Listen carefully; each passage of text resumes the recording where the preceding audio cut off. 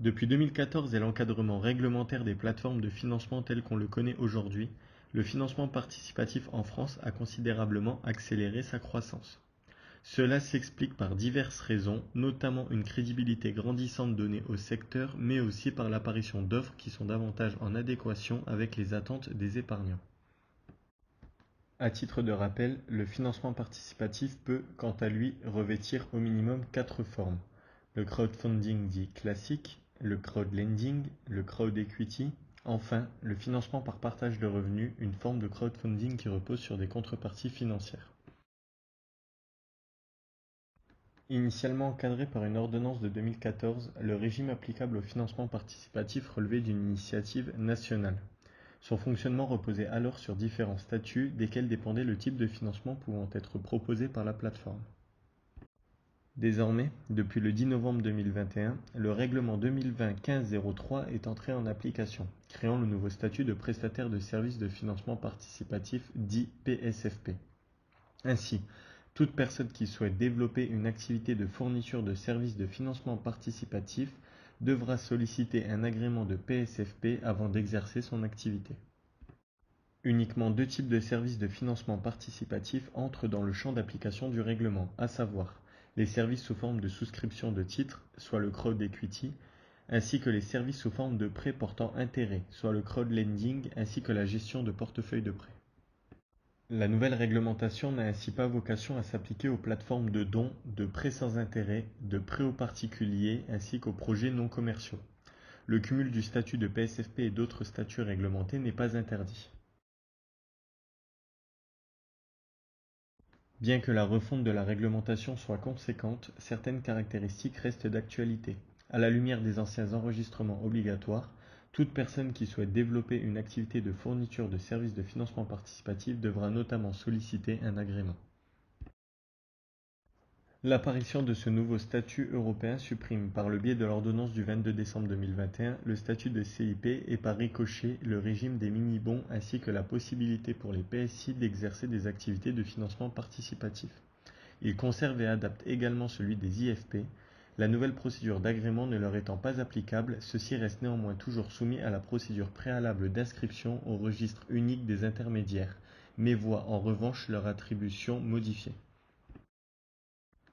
Initialement fixée au 10 novembre 2022, la Commission européenne a décidé de prolonger la période transitoire d'un an, soit jusqu'au 10 novembre 2023, pour obtenir le nouveau statut de PSFP.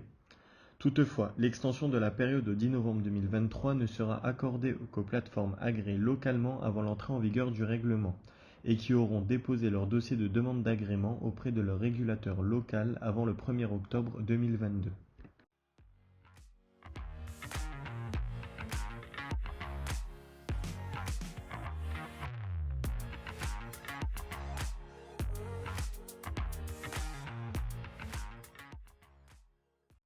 La disparition du régime national applicable au financement participatif s'est faite au bénéfice d'une réglementation européenne composée d'une directive et d'un règlement, les deux étant d'ores et déjà transposés en droit interne.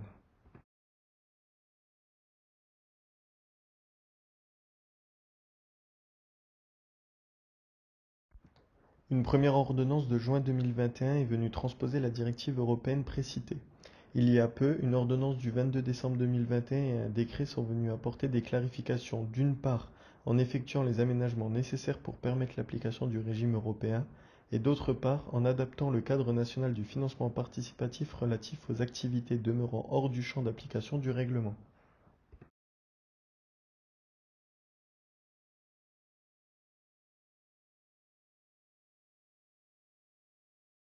Parallèlement à ces textes, l'Autorité européenne des marchés financiers et l'Autorité bancaire européenne ont eu à charge de rédiger des projets de normes techniques de réglementation et d'exécution, sur la base de consultations organisées. Ces éléments, qui composent la doctrine européenne en la matière, ont vocation à fournir aux autorités nationales compétentes et aux parties prenantes des orientations indicatives. Ces dernières couvrent principalement tous les aspects de la protection des investisseurs dans le cadre du nouveau régime, mais indiquent également aux demandeurs d'agrément les règles opérationnelles minimales à satisfaire. En France, le règlement général de l'AMF aura quant à lui vocation, à juste titre, de jouer le rôle de doctrine nationale en la matière. L'ACPR aura également un rôle à jouer sur les sujets qui la concernent, soit lorsque le programme d'activité du demandeur et du futur PSFP comprend la facilitation de l'octroi de prêts.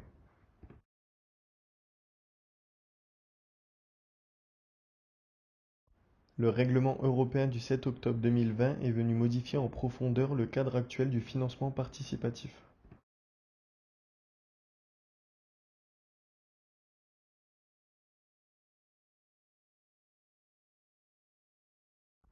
En premier lieu, l'un des points majeurs à souligner consiste en l'abaissement du seuil de collecte pour les acteurs français du crowdfunding.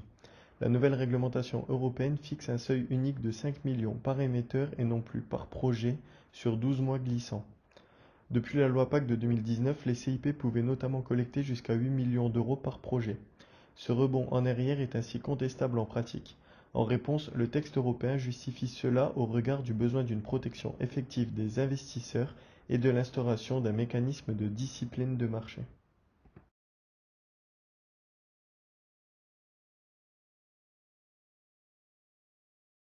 Plusieurs États membres avaient déjà mis en place des régimes nationaux spécifiques pour le financement participatif. Ces régimes étaient finalement adaptés aux caractéristiques et aux besoins des marchés et investisseurs locaux.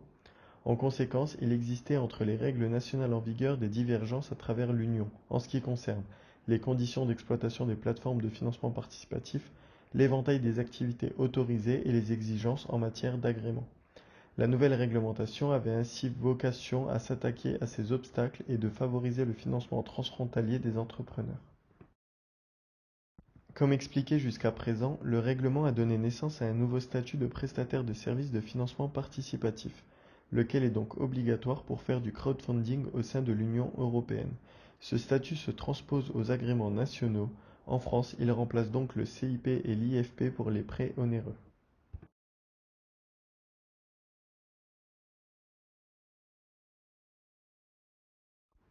Le règlement consacre la liberté d'exercice des PSFP sur le marché unique par l'instauration d'un mécanisme d'agrément et de reconnaissance mutuelle, dit de passeport européen. Il s'agit d'une avancée majeure pour les plateformes de prêt et d'investissement, offrant l'opportunité d'une harmonisation de l'écosystème au niveau européen.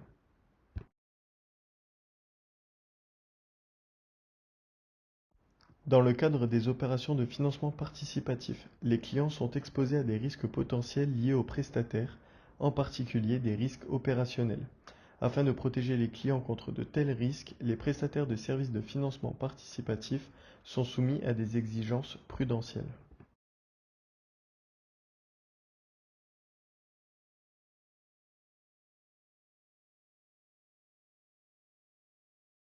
Parmi les nouveautés, il convient d'évoquer la distinction opérée par le règlement entre les investisseurs avertis et les investisseurs non avertis. Le texte introduit différents niveaux de protection des investisseurs adaptés à chacune de ces catégories. Des diligences précises devront être menées sur les investisseurs non avertis avant mise à disposition des informations sur les projets. Ces diligences sont renforcées en ce qui concerne les risques lors de l'investissement, avec la mise en place de nombreuses alertes et mises en garde automatisées au cours du parcours client. Parmi les batteries de tests mises en place par le PSFP, un test de connaissance à l'entrée pour les investisseurs potentiels non avertis doit permettre de vérifier la compréhension qu'ils ont de tels investissements. Dans l'hypothèse où ce même investisseur potentiel non averti atteste de compétences, connaissances ou expériences insuffisantes, le prestataire doit l'informer que les services qu'il propose risquent de ne pas lui être adaptés. D'autre part, le PSFP doit évaluer la capacité de l'investisseur potentiel non averti à simuler ses pertes. Un investisseur non averti ne pourra directement financer un projet au-delà d'un seuil maximal fixé à 1 000 euros par projet ou 5% de son patrimoine net. Parallèlement, seuls les investisseurs non avertis auront également un droit de rétractation prévu de 4 jours suivant l'offre effectuée par le client ou suivant sa manifestation d'intérêt. Enfin, et d'une manière générale, la nouvelle réglementation met la protection de l'investisseur européen au cœur des débats. Dans cette optique, les PSFP devront procéder à la publication d'une fiche d'information clé sur l'investissement. Ce document est à publier dans un délai raisonnable de 7 jours avant la mise en ligne d'un projet. Les informations communiquées dans ce cadre, comme toutes celles figurant sur le site internet de la plateforme ou dans les communications, se doivent d'être claires, compréhensibles et non trompeuses.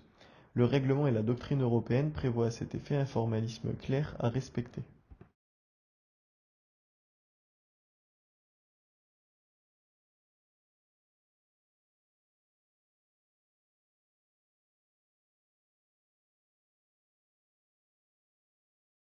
Dans un intérêt de transparence et de circulation des informations, un PSFP peut également permettre aux clients qui ont réalisé des investissements par le biais de sa plateforme d'annoncer, sur un tableau d'affichage publié sur cette dernière, leurs intérêts pour l'achat ou la vente de prêts, de valeurs mobilières ou d'instruments admis à des fins de financement participatif.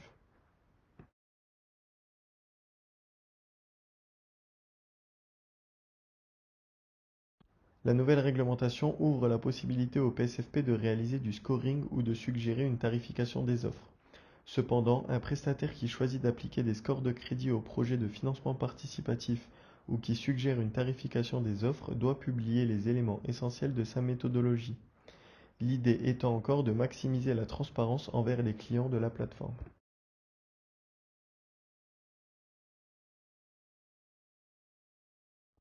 Conformément aux articles 12 et suivants du règlement, la délivrance de l'agrément ainsi que les missions de contrôle et de surveillance incombent aux autorités nationales.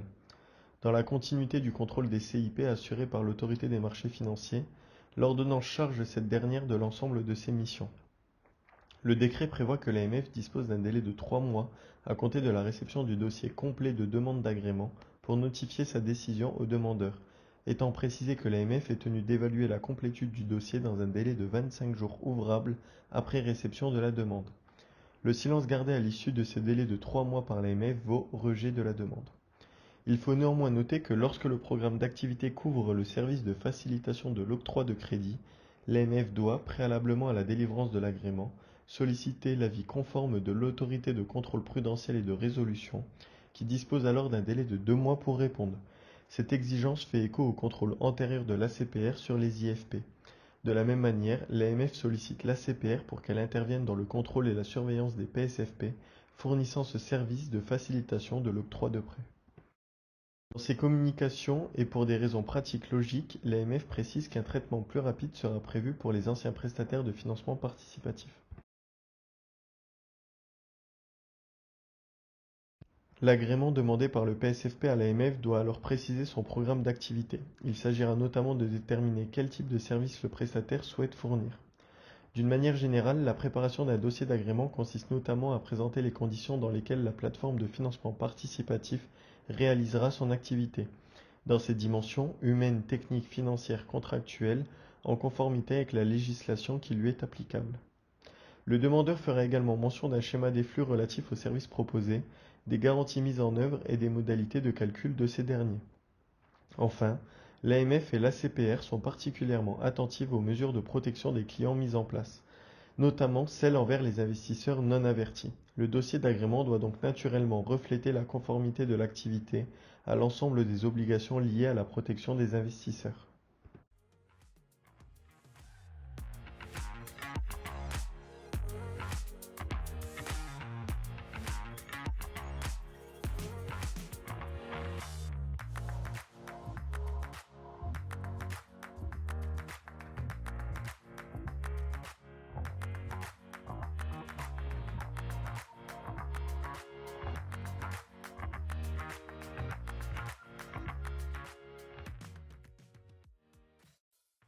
Très logiquement et dans la continuité de créer un écosystème européen, les PSFP seront inscrits dès leur agrément sur un registre européen unique tenu par l'ESMA.